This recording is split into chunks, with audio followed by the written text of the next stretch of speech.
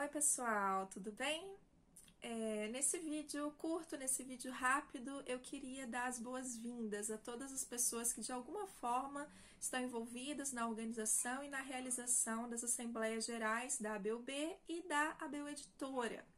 Em breve a gente vai se reunir com representantes dos grupos locais de ABU, de ABS, de ABP, também com observadores, nossos obreiros, assessores, diretores, futuros conselheiros também dos Conselhos Consultivo e Fiscal da ABUB, todas essas pessoas que acompanham o Ministério Estudantil e que estão engajados com a missão vão estar reunidas numa Assembleia Geral virtual da ABUB e da ABU Editora.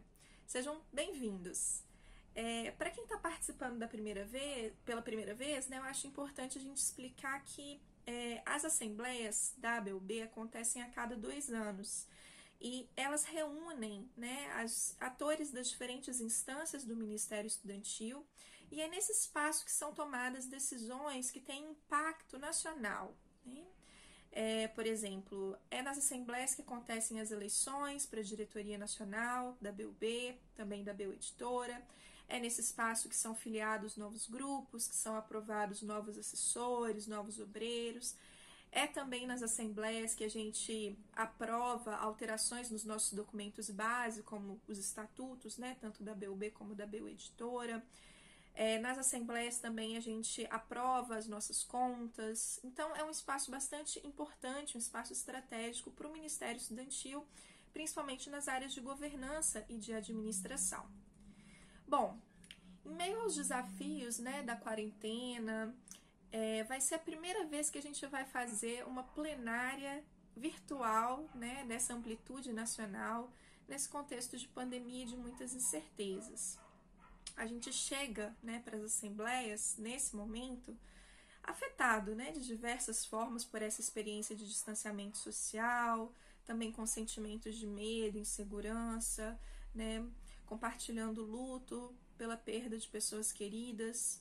E no mundo estudantil, no contexto do mundo estudantil, a gente também se pergunta sobre qual é o nosso papel diante dessa realidade, quais são as nossas possibilidades de ação, as nossas oportunidades, para que a gente possa seguir fazendo missão nessa nova realidade.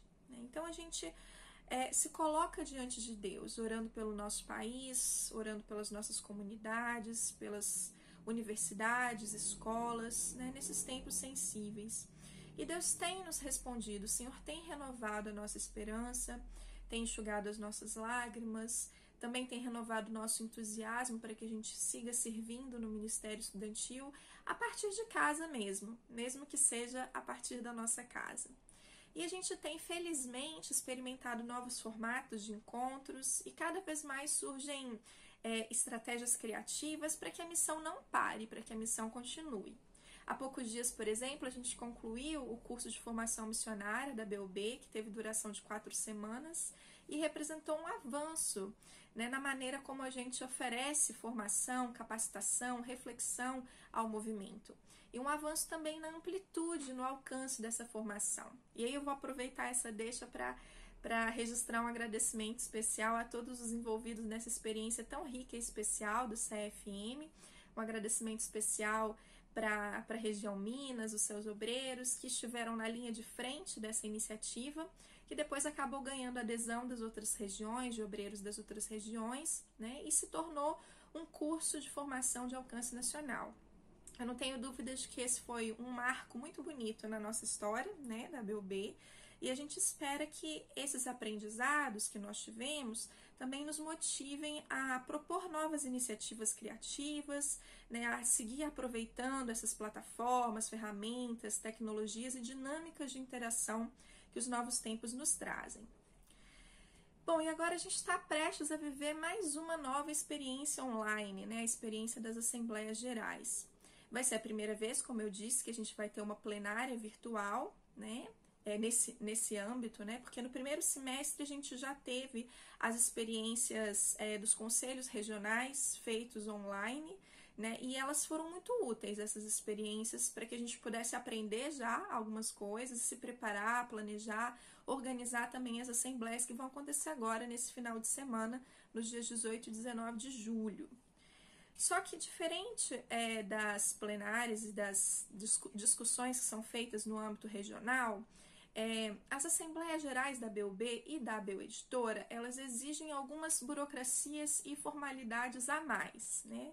Já que as decisões que são tomadas, elas têm um impacto nacional, e também é necessário proceder com registro formal dos processos, dos encaminhamentos, né? Isso para que a gente possa conferir segurança jurídica para a nossa organização, né? Diante também da legislação brasileira e dos órgãos nos quais a gente está registrado, né? Sejam, por exemplo, os cartórios, os bancos. Então, a gente tem algumas formalidades a mais, né? Do que no caso dos conselhos regionais. E aí, por causa de todas essas exigências, né? Cada grupo de ABU, ABS, ABP, ao indicar os seus delegados, precisou enviar uma documentação que foi solicitada, né, se inscreveu com antecedência, teve também que se inteirar dos temas que vão ser discutidos e deliberados nesse final de semana, né? Então, imagino, né, vocês todos devem ter recebido uma série de comunicados sobre a eleição da diretoria nacional, o manual com o perfil dos nossos candidatos feito pela Comissão de Apoio ao Processo Eleitoral. Então, parabéns também à comissão por esse trabalho tão importante. Vocês também devem ter recebido o guia de leitura, né, sobre a reforma do Estatuto da ABU Editora. Também receberam material relembrando, né, quais foram os conselheiros indicados, aprovados no último Conselho Diretor para o Conselho Consultivo e Fiscal da BUB. Enfim, muitas comunicações foram enviadas, né, e a gente teve essa etapa anterior preparatória, né, de envio de materiais. Eu espero que você tenha conseguido ler, que você tenha conseguido se inteirar. E a gente buscou adiantar o máximo possível de informação para todos os delegados, né? Porque diferente das assembleias presenciais, o nosso tempo e as nossas interações, né, vão ser um pouco limitados, né, pela natureza virtual desse encontro que a gente vai ter. A gente sabe, né, bem mais cansativo passar 6 horas na frente do computador ou do smartphone do que, né, presencialmente. Então, quando a gente está junto fisicamente, a gente consegue ter assembleia de 2, 3 dias, né, discutindo de manhã, de tarde, de noite, às vezes até de madrugada também. Né, a gente passa bastante tempo interagindo, conversando, só que dessa vez não vai ser possível, a gente vai ter que ter um pouco mais de cuidado e atenção. Então, vocês vão perceber que a gente reduziu a pauta dessas Assembleias Gerais para esse ano de 2020 aos assuntos que eram mais urgentes, aos temas que eram imprescindíveis de serem deliberados nesse momento. E a gente conta com a compreensão de vocês, né?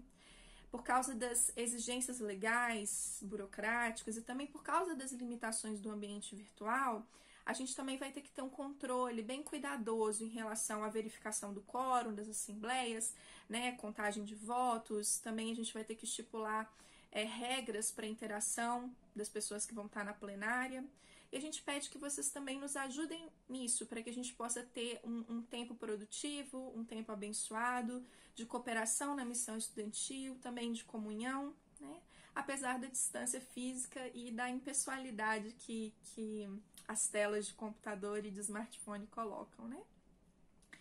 E é provável que nem tudo saia como a gente planejou, né? Vai ser uma experiência nova e a gente está aprendendo juntos. Então, vamos ter também paciência uns com os outros, empatia. A equipe organizadora das assembleias, principalmente a Diretoria Nacional, Secretaria Executiva, o Escritório Nacional da BUB, né? A gente fez o melhor, a gente está fazendo o melhor para garantir que tudo corra bem e para que a gente possa ter as melhores condições possíveis para que sejam tomadas boas decisões, né, sobre o futuro da missão estudantil. E eu sei que essa vai ser uma ótima oportunidade para a gente aprender e crescer juntos, né? Todo mundo que está envolvido. Então, juntem-se a nós em oração, em intercessão, né, para que possa tudo dar certo, para que a internet funcione para todo mundo, para que todo mundo consiga acessar a sala, né, da plenária que a gente vai ter, e para que Deus vá à nossa frente, desbravando esses novos caminhos, endireitando nossos passos, também nos dando sabedoria para tomar boas decisões, né, e renovando sempre a nossa alegria, a nossa gratidão, né, por estarmos juntos na missão estudantil. E que a gente esteja sob o mesmo espírito, né, compartilhando a mesma visão de que a ABUB seja usada pelo Senhor para formar comunidades de discípulos transformados pelo Evangelho e impactando a igreja, a sociedade e o mundo estudantil para a glória de Cristo. Amém? Então, uma boa assembleia para todos nós. A gente se vê em breve nas plenárias. Um abração!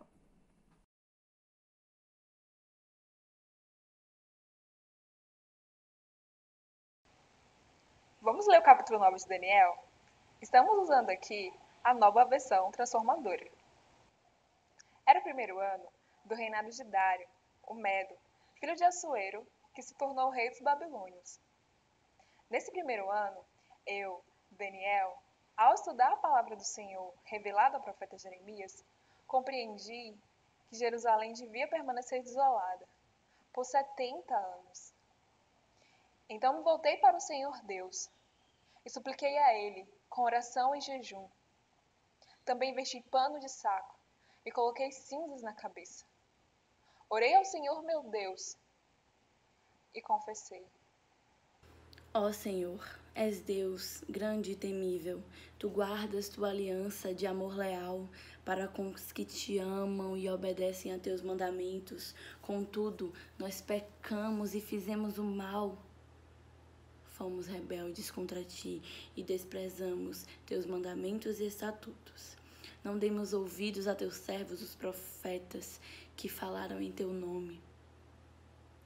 A nossos reis, antepassados, príncipes e a todo o povo da terra. Senhor, tu és justo, mas como vês, nosso rosto está coberto de vergonha. Todos estamos envergonhados, inclusive os habitantes de Judá e de Jerusalém, e todo Israel, espalhados em lugares próximos e distantes, para onde tu nos enviaste por causa de nossa deslealdade contigo. Ó Senhor, nós, nossos reis, príncipes e antepassados, estamos cobertos de vergonha, porque pecamos contra ti. Mas o Senhor, nosso Deus, é misericordioso e perdoador. Embora tenhamos nos rebelado contra Ele, não obedecemos ao Senhor, nosso Deus, pois não seguimos as leis que Ele nos deu por meio dos seus servos, os profetas. Todo Israel desobedeceu às suas leis, desviou-se e não quis ouvir a tua voz. Por isso agora as maldições solenes e os juízos escritos na lei de Moisés foram derramados sobre nós por causa do nosso pecado, só do nosso pecado. Tu cumpriste exatamente a tua palavra, aquela palavra para nós e nossos governantes. Cumpriste exatamente o que havia prometido e nunca houve calamidade tão terrível quanto essa que aconteceu em Jerusalém. Todas as maldições se cumpriram. E, no entanto, não quisemos buscar a misericórdia do Senhor, nosso Deus. Não nos afastamos de nossos pecados e nem reconhecemos a verdade. Portanto, o Senhor trouxe sobre nós a calamidade que havia preparado. O Senhor, nosso Deus, foi justo em fazer todas essas coisas, pois não lhe obedecemos. Ó Senhor, nosso Deus, tu trouxeste honra duradoura para teu nome, ao resgatar teu povo do Egito, com grande demonstração de poder. Mas nós pecamos, estamos cheios de maldade. De acordo com toda a tua justiça, Senhor. Desvia a tua ira, Pai, desvia a tua ira furiosa de Jerusalém, tua cidade e teu santo monte. Como resultado de nossos pecados e dos pecados de nossos antepassados, todas as nações vizinhas zombam de Jerusalém e de teu povo, elas zombam.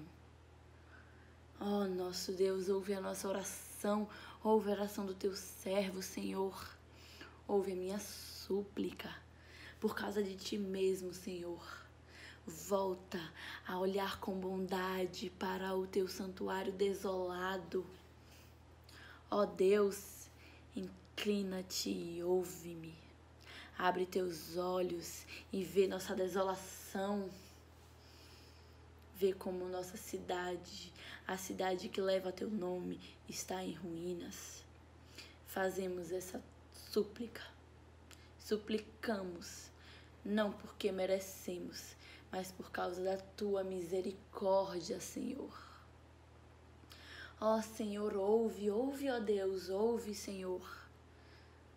Ó Senhor, perdoa. Atende-nos e age, Senhor. Por causa de ti mesmo, não te demores, ó meu Deus, pois teu povo e tua cidade carregam o teu nome. Continuei a orar e a confessar o meu pecado e o pecado de meu povo Israel, suplicando ao Senhor meu Deus por Jerusalém, seu santo monte.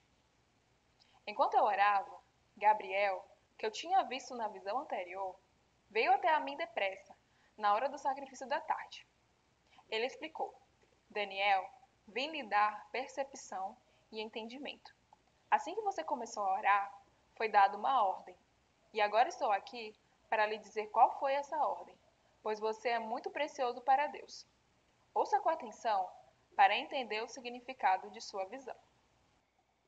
Um período de 70 semanas de 7 foi decretado ao seu povo e à sua cidade santa para dar fim à rebelião, acabar com o pecado, fazer expiação por sua culpa, trazer justiça eterna, confirmar a visão profética e ungir o lugar santíssimo. Agora ouça e entenda. Passarão 7 semanas, mais 62 semanas, desde que for dada a ordem para reconstruir Jerusalém, até a chegada do governante, o ungido. Apesar dos tempos difíceis, Jerusalém será reconstruída com ruas e fortes defesas. Depois desse período de 62 semanas de 7, o ungido será morto, e nada dele restará. Surgirá um governante, cujos exércitos destruirão a cidade e o templo. O fim chegará como uma inundação. A guerra e seus sofrimentos estão decretados desde esse tempo até o fim. O governante fará o tratado com muitos por um período de 1 semana, mas depois de metade desse tempo, ele acabará com os sacrifícios e com as ofertas.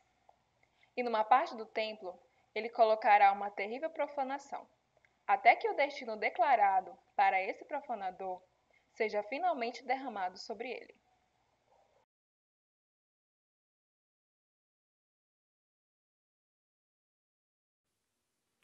Olá, meu nome é Ricardo e é um privilégio poder participar junto com vocês da Assembleia da ABU e podermos abrir juntos a Palavra de Deus e refletir nela.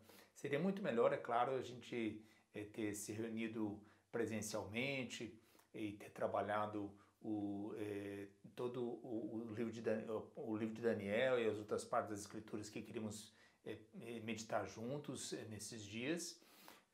Mas nesse breve momento que nós vamos ter agora de reflexão da palavra, espero ao menos que possamos ter um marco importante nas escrituras, na palavra, no caso no livro do profeta Daniel, que nos ajude e nos inspire para o que vamos realizar como movimento nessa assembleia. Eu fui convidado para falar no capítulo 9 do livro de Daniel. E todo o livro de Daniel é muito especial, né? Eu mesmo estive trabalhando o livro de Daniel o ano passado na nossa igreja, em São Paulo, onde eu tenho o privilégio de servir, e também em outros encontros de diferentes movimentos na IFES. E agora, em especial, voltar de novo nesse breve momento de reflexão no capítulo 9, junto com vocês, para o CN da ABU. Eu espero que vocês possam ler todo o capítulo, mas agora eu vou ler apenas alguns versículos, que é do versículos 15 ao 19 do capítulo 9 de Daniel. Diz assim, a palavra do Senhor: Ó Senhor nosso Deus, Tu trouxeste honra duradoura para teu nome ao resgatar teu povo do Egito com grande demonstração de poder. Mas nós pecamos e estamos cheios de maldade. De acordo com a tua justiça, Senhor, desvia tua ira furiosa de Jerusalém, tua cidade e teu santo monte. Como resultado de nossos pecados e dos pecados de nossos antepassados, todas as nações vizinhas zombam de Jerusalém e de teu povo. Ó nosso Deus, ouve a oração de teu servo, ouve minha súplica. Por causa de ti mesmo, Senhor, volta a olhar com bondade para teu santuário desolado. Ó meu Deus, inclina-te e ouve-me, abre teus olhos e vê nossa desolação. Vê como nossa cidade, a cidade que leva teu nome, está em ruínas. Fazemos esta súplica não porque merecemos, mas por causa de tua misericórdia. Ó Senhor, ouve, ó Senhor, perdoa, ó Senhor, atende-nos e age. Por causa de ti mesmo, não te demores, ó meu Deus, pois teu povo e tua cidade carregam teu nome. O livro de Daniel é muito especial, né? Toda essa segunda metade do livro de Daniel, nós somos apresentados às visões que o profeta teve, né? Na primeira metade do livro é uma parte mais narrativa do que acontece com Daniel e seus amigos no exílio na Babilônia, e na segunda parte essa das visões. E na tradição da literatura apocalíptica tem essa linguagem bastante simbólica, onde Daniel e aqueles que viviam no exílio, e logo também aqueles que regressam a Judá, eles vão recebendo essa mensagem de que a história, em especial com um olhar para o futuro, ela está nas mãos de Deus. Ela vai culminar na segunda parte do livro de Daniel, no capítulo 12, com a afirmação do livramento de todas as aflições, no capítulo 12, nos primeiros versos, e a promessa da ressurreição, mas também do juízo. Aqui no capítulo 9, o que nós vemos acontecer é que ele vem logo depois de duas visões que a antecedem e aparecem nos capítulos 7 e 8 do livro, que tem um impacto e o poder de deixar a Daniel atônito. Nós não vamos entrar em muitos detalhes do contexto histórico, espero que vocês tenham essa tarefa de casa de ler um pouco mais sobre toda essa época aí ao redor de quase 6 séculos antes de Cristo e no exílio na Babilônia, como Deus falou aos profetas antes, através de Isaías, Jeremias e agora através de Daniel no meio do exílio. No capítulo 7, 8, Daniel tem essas visões que o deixam atônito, né? Eu, Daniel, fiquei aterrorizado por causa de meus pensamentos e meu rosto ficou pálido de medo, mas não contei essas coisas a ninguém. Daniel 7, 28. Ou ainda no capítulo 8, verso 27. Então eu, Daniel, fiquei abatido e doente por vários dias. Depois levantei-me e voltei a tratar dos negócios do rei, mas a visão me deixou muito perturbado e não consegui entendê-la.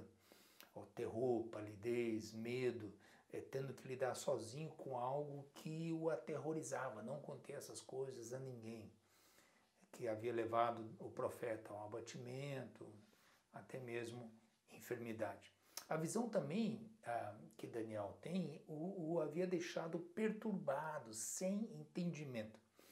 Impressionante como a falta de entendimento das coisas do presente, mas também para onde nos dirigimos, ela pode nos desconcertar. No caso de Daniel, Deus revela, cheio de misericórdia, o deixa saber, Deus se comunica, e também ao povo, através de Daniel, através de muitas mensagens, né, por meio dos seus profetas. Mas mesmo o que Deus revela a Daniel e nos revela, nos deixa perturbados. E por quê? Qual o sentido disso tudo?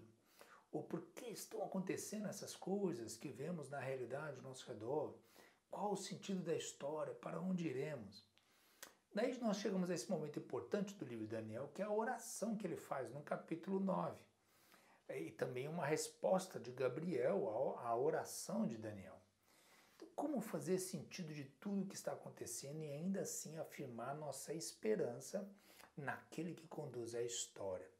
Ao parecer, a história de Daniel, ela nos dá algumas pautas importantes para o entendimento que tanto ele como nós tanto precisamos. Vejamos a oração de Daniel. Ao final da sua vida, durante o primeiro ano do reinado de Dario, ou Ciro, já que Dario, o Medo, e Ciro, o Grande, poderiam, na verdade, ser a mesma pessoa, com títulos régios diferentes, dados pelos medos e pelos persas, nós temos uma oração aqui que nos traz uma chave importante de compreensão da história e do nosso lugar na história. A oração de Daniel, primeiro, ela tem origem na palavra de Deus. Diz assim, capítulo 9, versículo 2, ao estudar a palavra do Senhor revelada ao profeta Jeremias, Daniel recorre à palavra de Deus para poder ler a realidade. Ele reconhece que ela veio não apenas através de um homem, ela veio através de um homem, veio revelada ao Senhor através do profeta Jeremias, o que é interessante porque veio a palavra de Deus para Jeremias no seu tempo, para o povo de Jeremias no tempo em que Jeremias vivia. Depois ela veio, era a palavra de Deus também que veio para Daniel, que viveu depois. E para o povo que já no exílio ia aprender lendo do livro do profeta Jeremias. E assim, de maneira subsequente, cada geração do povo de Deus lendo a palavra de Deus e recebendo como palavra, não só para aquele contexto, para aquele momento, mas para cada um de nós, o Senhor nos falando e trazendo esse alerta, e também para que a gente aprenda da história, da maneira como a palavra de Deus foi recebida naquele momento e o significado que ela teve naquele momento da história. Ela veio, através do profeta Jeremias, veio de Deus, precisou ser revelada para que chegasse até Daniel, até o povo naquela época e até nós hoje. E aqui é interessante porque diz que a palavra de Deus que veio através de Jeremias, ela foi estudada por Daniel. Ou seja, Daniel acreditava que ele devia dedicar tempo, atenção a essa palavra. Ela merecia que ele, da sua parte, pudesse considerá-la, ponderá-la, meditá-la, estudar essa palavra. E esse estudo da palavra rendia um fruto, uma consequência muito especial, que era a compreensão da realidade. Compreendi que Jerusalém devia permanecer desolada por 70 anos. Notem que seria a compreensão, inclusive, de uma realidade difícil de aceitar. Ainda assim, talvez pelo menos o consolo, o conforto de entender algo, entender o que estava passando. Compreender algo à luz da realidade do que o Senhor fez e fará na história. E nesse caso, o juízo que veio por causa da sua desobediência a Deus, é uma desobediência do povo pessoal e comunitária, tanto do povo como das autoridades. Era um pecado, uma ofensa a Deus, que estavam profundamente na história do povo ligadas à maneira como eles se relacionavam uns com os outros na comunidade, em especial com relação aos pobres e aos mais vulneráveis da terra. Nessa responsabilidade comunitária eles haviam falhado, haviam fracassado nessa busca do bem comum, do bem para todos. Eles haviam fracassado nessa busca do bem comum, haviam abandonado a Deus os seus propósitos, por isso lhes tinha vindo o juízo, e aqui esse juízo lhes tinha vindo na forma do exílio. Nessa perspectiva, na perspectiva do Senhor na história, Daniel então se volta em súplica e oração a seu Deus. É importante observar a atitude com a qual ele ora. E quando vemos a atitude, vemos primeiro que ele se apresenta com uma correta perspectiva de si mesmo e do seu povo. Ou seja, Daniel se volta ao seu Senhor em oração e em jejum. Ele precisa aprender a depender somente do Senhor, em completa dependência e submissão a Deus. E com essa atitude no coração que ele ora ao Senhor. Sua atitude é de humilhar-se e de arrepender-se. Põe pano de saco e cinza sobre a cabeça, tem uma atitude de confissão. E é interessante porque é uma confissão pelo seu pecado e pelos pecados do povo. é uma perspectiva pessoal e comunitária, ou seja, da responsabilidade da comunidade diante de Deus. Continuei a orar e confessar meu pecado e o pecado de meu povo Israel, no capítulo 9, versículo 20. É uma oração de confissão. Uma confissão do seu pecado e da sua maldade. Olha só o que aparece no texto, no capítulo 9. Nós pecamos e fizemos o mal, pecamos contra ti, não nos afastamos dos nossos pecados, nós pecamos, estamos cheios de maldade, nossos pecados, pecados de nossos antepassados, essa consciência do pecado acumulado, sistêmico na estrutura da sociedade, na história, e que eles estavam colhendo os frutos daquilo, e que por isso era necessário não apenas arrependimento, mas reparação histórica nessa responsabilidade coletiva dos seus erros do passado, pecado que traz vergonha. E também é uma confissão da sua rebeldia. Fomos rebeldes contra ti, não demos ouvidos, por causa da nossa deslealdade contigo. Embora tenhamos nos rebelado contra ele, desviou-se, não quis ouvir a tua voz, não quisemos buscar a misericórdia do Senhor, ou não lhe obedecemos. É impressionante a quantidade de vezes que Daniel é muito consciente dessa rebeldia dele e do povo diante de Deus, dos seus propósitos. Também é uma confissão da sua desconsideração pela palavra de Deus. Diz assim: desprezamos os teus mandamentos, os teus estatutos.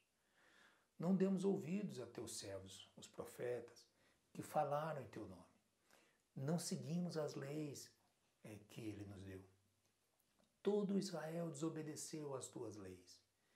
Nem reconhecemos sua verdade.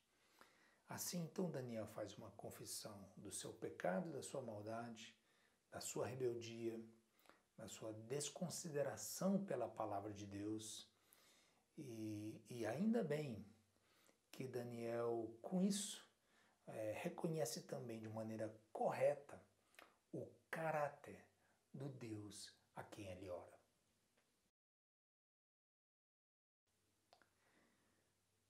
E o caráter desse Deus a quem ele ora, nessa oração vemos que Daniel ora com a perspectiva correta de quem é esse Deus.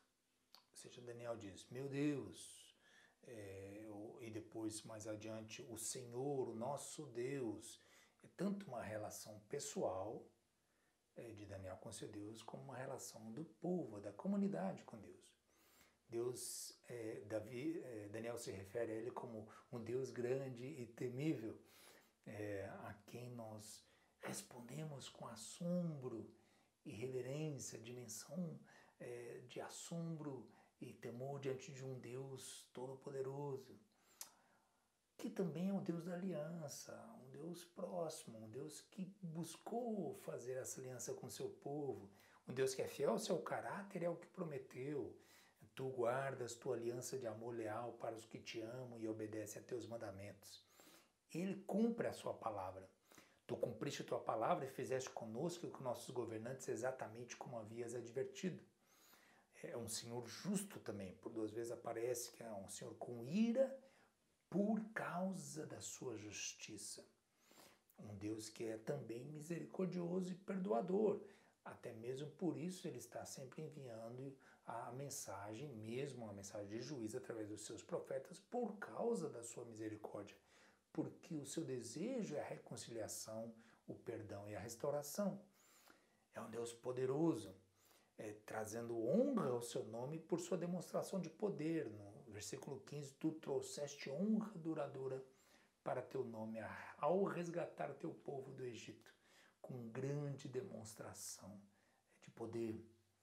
E um Deus que é bom, cuja bondade é a base da oração e da súplica de Daniel. Daniel ora e pede porque ele reconhece e sabe que o Senhor é bom. E isso é maravilhoso.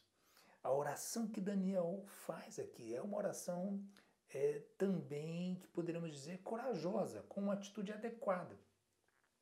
Ele insiste que o Senhor ouça.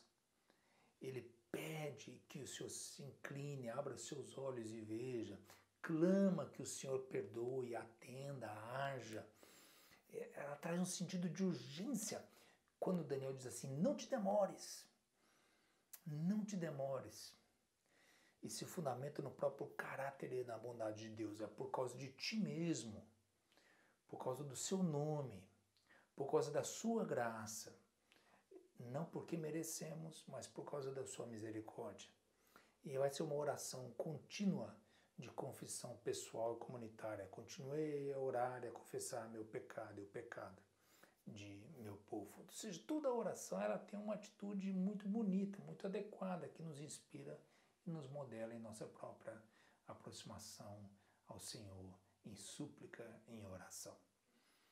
Vimos também no capítulo 9 uma resposta para afirmar-nos na esperança. Uma porque Daniel recebe ajuda, Gabriel vem até ele depois de um tempo de oração.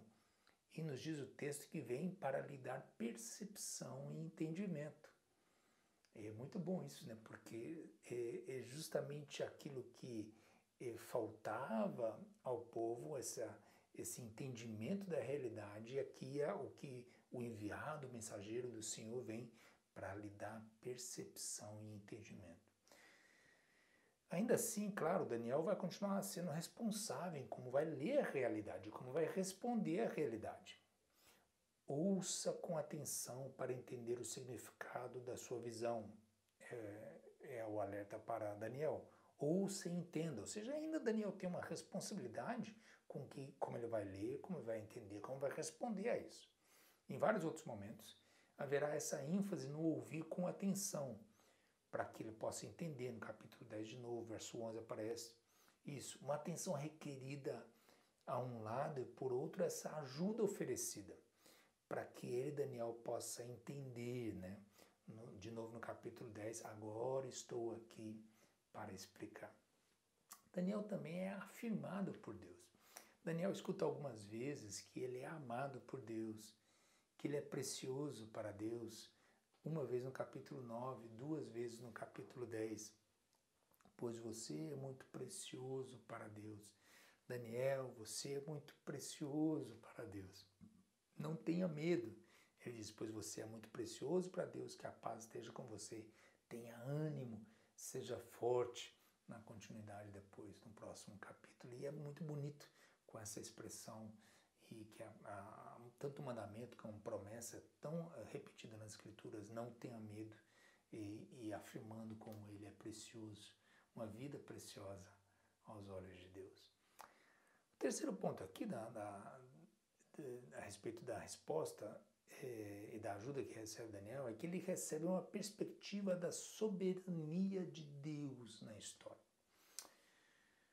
O texto nos fala de 70 semanas de 7. E eu quero já alertar vocês, no spoiler aqui, não haverá explicações profundas aqui sobre 70 semanas de 7. Tem muitas interpretações interessantes, vale a pena aqueles que gostam de buscar entender mais na história, como que isso pode ter lido, entendido o significado naquele momento mesmo, da história que Daniel vivia, ou nos séculos seguintes, ou interpretações que apontam mais ao fim dos tempos. O que é importante, me parece, é que essa menção a 70 semanas de 7, elas apontam nessa perspectiva de afirmar a soberania de Deus na história. Ou seja, reafirmando a capacidade de Deus cumprir seus propósitos e seus planos para o povo. O número 70 ele apontava para isso que algo que é completo. E os 70 anos no exílio, que era o período que eles ficariam no exílio, e Jeremias diz que só depois de 70 que voltariam, foi um período como que suficiente para essa disciplina do povo de Deus no exílio. E nesse sentido, os 70, ou conjuntos de 7, apontam para um período de restauração. A disciplina no sentido da restauração de todo o povo, e aí voltando para a sua terra. Interessante que no capítulo 9, versículo 24, aparecem 6 propósitos dessa ideia de completar, de restauração completa. Eles aparecem no verso 24 dizendo assim: para dar fim à rebelião, acabar com o pecado, fazer expiação por sua culpa, trazer justiça eterna, confirmar a visão profética e ungir o lugar santíssimo.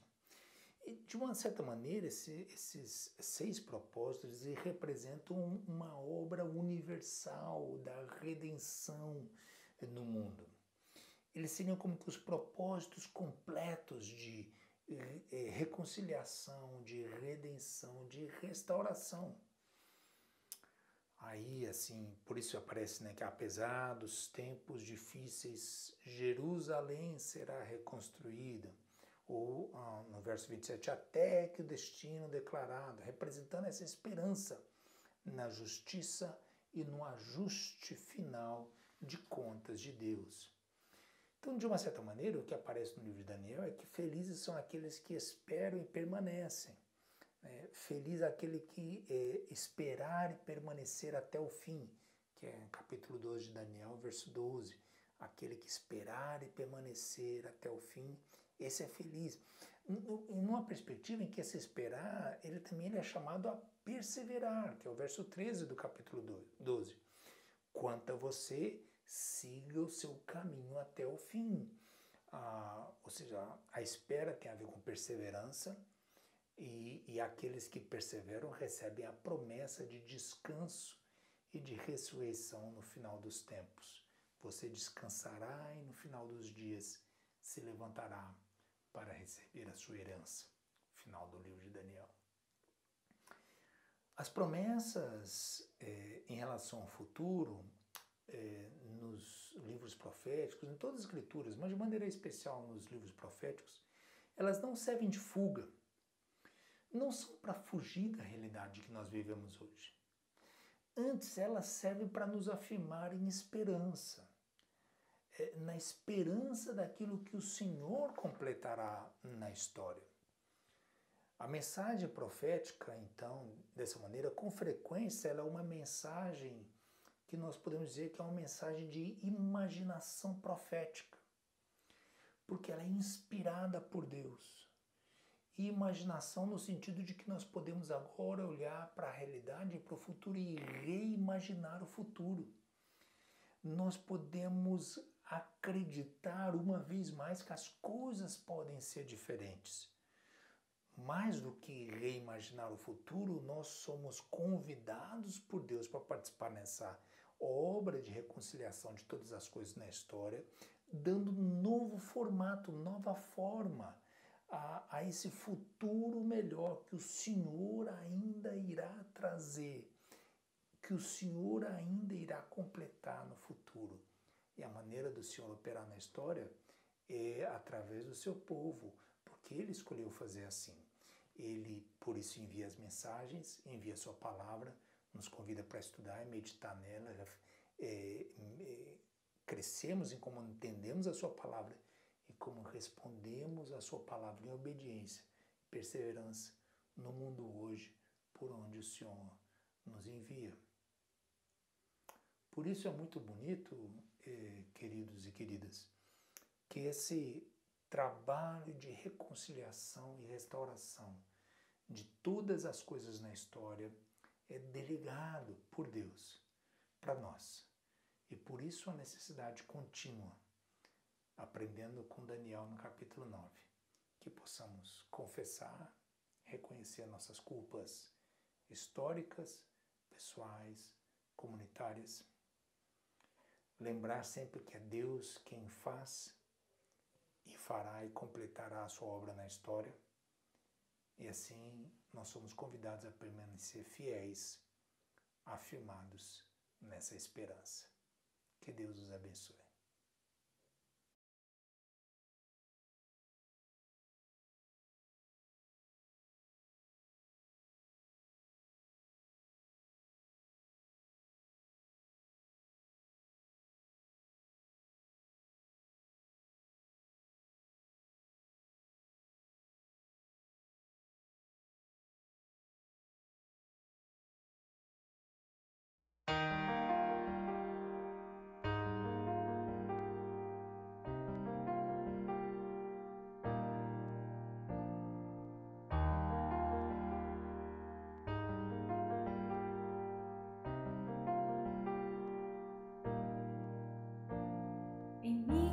verdades e certezas, construir castelos em mim. Meu orgulho em achar que era forte, preso nas torres do interior. Mas em ti reconheci quão frágil eu sou. Tua graça é o que preciso no meu viver. Minhas fraquezas revelam o teu poder. Me dá forças para lutar contra o que eu não consigo. Restaura as ruínas dentro de mim.